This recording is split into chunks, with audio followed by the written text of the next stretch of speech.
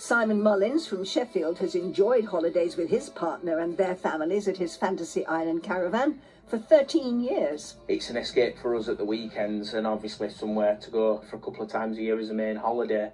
So it's really key and important to me and my family. We love the area. We do like the site. We love the caravan. We spent thousands on it in upgrading it. Simon says things started to change at Fantasy Island in 2016 when it was taken over by the Mellors Group, a family-run company specialising in fairgrounds and Christmas markets. I remember speaking to one of the brothers very, very briefly when they were walking around the site, and one of the things that naturally everybody was worried about is they're a big showman family, they're into theme parks, they're into rides. Where do we fit into all this? And the top and bottom of it is we were told it won't affect us. We want to have caravans on this site. We still want it to be family orientated. So everybody sort of felt safe and secure from that conversation alone, really.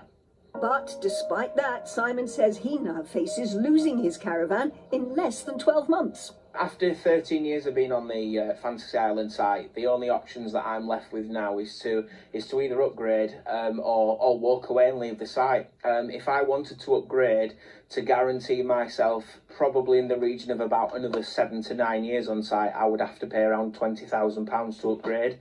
My only other option, if I can't, which personally I can't afford to do the £20,000. Is to walk away, and that faces where the caravan either gets scrapped, which has a environmental impact, or it's sold on to a dealer, and I would get £300 at best when I walk away. To be now told that we've got the best part of a year left and we have to leave, for me personally, it's very disappointing and it's very upsetting. It does make you angry as well. And he's not alone. Simon says that several other caravan owners on the site feel similarly concerned about the changes being implemented. He's written to Fantasy Island in the hope of finding a compromise. I personally reached out to Fantasy Island and asked them if we could have a talk about it. I accept that businesses have to change, things have to change over time. I agree that the site does need to be upgraded. I would like to think that they would want to come and talk to us, but unfortunately I've had absolutely no response from them since September of this year.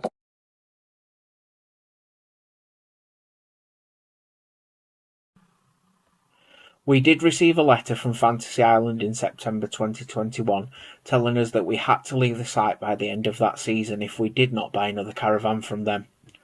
We were told in that letter that we would receive a call from the Fantasy Island operations manager to discuss available options to us, such as part exchanging our existing caravan. However, that call never came from the operations manager at Fantasy Island. On the 13th of October 2021, myself and my family arrived at our caravan, which was sited on the Eastgate Caravan Park at Fantasy Island, to find the caravan had already been disconnected and removed from its plot to be left in a nearby public car park. We had made arrangements for our caravan to be disconnected and made ready for collection because we had decided not to stay on the site, but this was not going to happen until the 15th of October onwards, according to Fantasy Island. As you can imagine, we were not able to spend our last weekend in our caravan because it had already been disconnected and left in a nearby public car park.